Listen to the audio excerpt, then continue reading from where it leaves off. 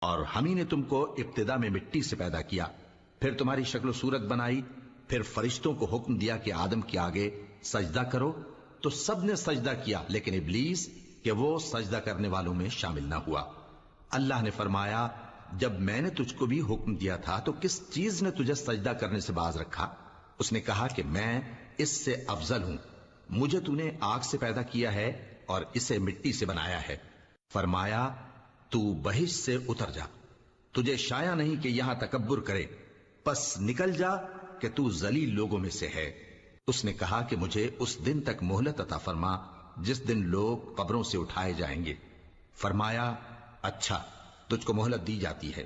بولا کہ مجھے تو نے گمراہ کیا ہی ہے، میں بھی تیرے سیدھے رستے پر ان کو گمراہ کرنے کے لیے بیٹھوں گا، پھر ان کے آگے سے اور پیچھے سے اور دائیں سے اور بائیں سے غرض ہر طرف سے آؤں گا اور تو ان